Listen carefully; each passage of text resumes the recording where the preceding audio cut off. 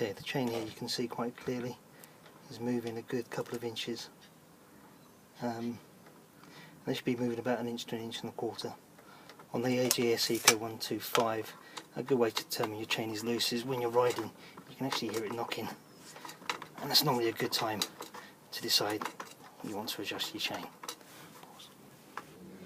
Okay, also, before you start, it's worth just giving the adjusting nuts a little bit of a clean, WD-40, so you can actually see the markings a little bit clearer. On this bike, unfortunately, they're not wonderfully easy to see, and also there's a lot of grime that gets on here throughout the ride. So you can see now clearly, you can see your lining marks here, and currently I'm just before the 4th one here. It's quite important to remember where that is. Unfortunately, on the other side of the bike, the adjusting measurement is slightly loose. I don't know if it's a feature of the bike or if it's this particular model, but it's not always easy to see. But it's important when you finish to make sure, of course, that your wheel is well aligned, so it's not moving sideways, which will put extra tension on the chain and on the sprocket, and of course you'll ultimately end up with a broken chain, which has already happened to me once before. Next, I'm just going to undo the axle nut.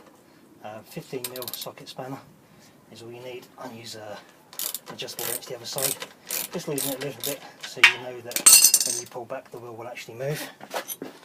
And on the adjusting nuts itself, you want about a 10mm spanner, I think it is, but again I use adjustables because these are just so easy to do. So what you want to do though is hold the back nut in place whilst you undo the retaining nut. If you don't, of course the whole thing will turn and then you'll lose the adjustment. So undo that a few turns, keep it in place though, and do the same on the other side. Okay, now the same on the other side. Again, just hold the adjusting nut while you undo the retaining bolt. Give that a few turns and we're pretty much ready to go. And what you want to do on each side is no more than 1/4 of a turn, just initially. So you just want to turn the spanner 1/4 of a turn in the clockwise direction.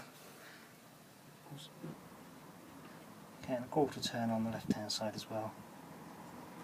I say clockwise direction, no more than 1/4 of a turn. So in my experience that is sufficient. And if I get the tape measure, you can see already movement on the chain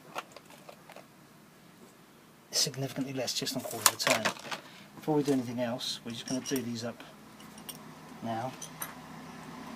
Again, holding the adjusting nut at the back,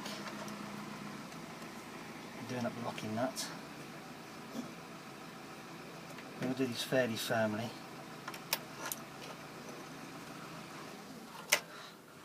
Both sides as well. I'll do the other side now.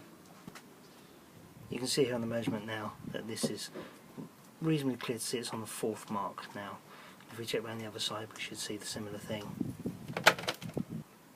And here you can see also you've got the marker on this side. The thing that I don't like on this though is that this moves, which is a feature, I guess we can call it. But we're looking for the same marking this side as well.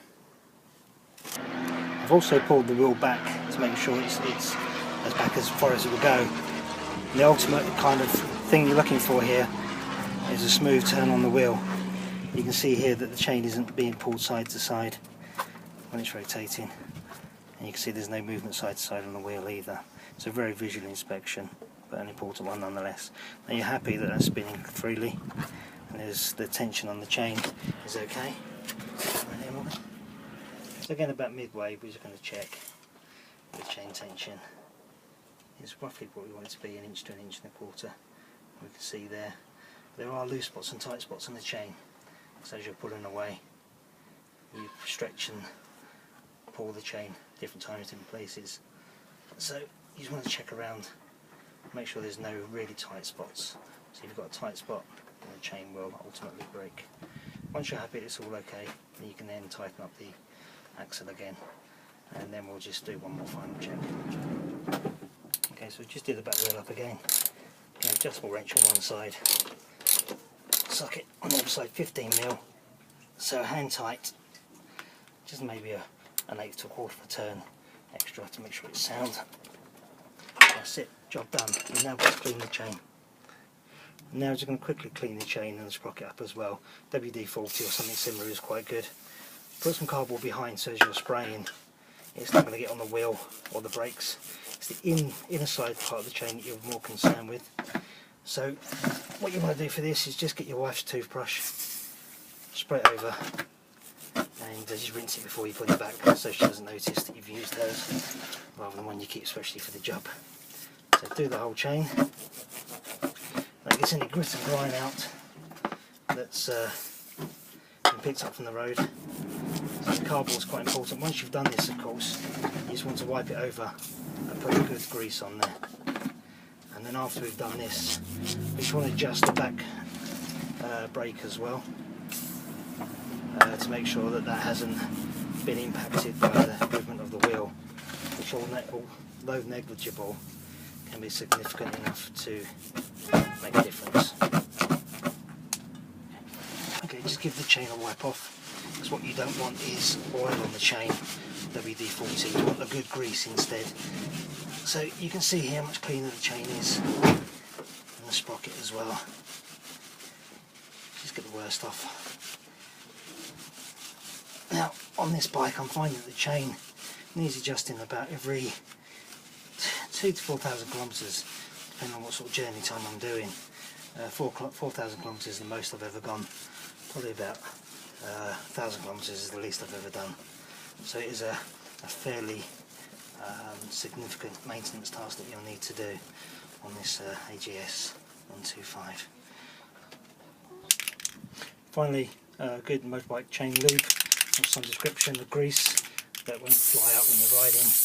Just spray that on again, make sure you protect the wheel and the brakes by putting some cardboard behind.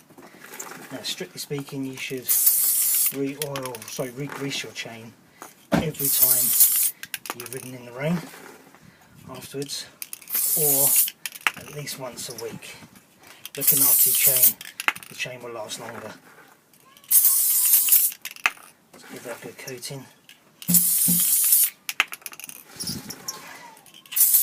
You can see where you've got to, because it's fairly obvious once you've done a full circle. You can see where the lube is. Some people suggest putting a piece of paper in there to see the full rotation. You can see there I've done a full rotation. You can see the difference between grease and oil as well. It's a lot thicker. Okay, and one final last check. The brake pedal may have been moved as a result. Just one little additional turn there will give you a little bit of extra tension. And of course your back foot, you know when it feels right. Make sure once you've adjusted it, just spin the wheel to make sure the brakes aren't sticking. And that's it. One chain adjusted and cleaned and all done.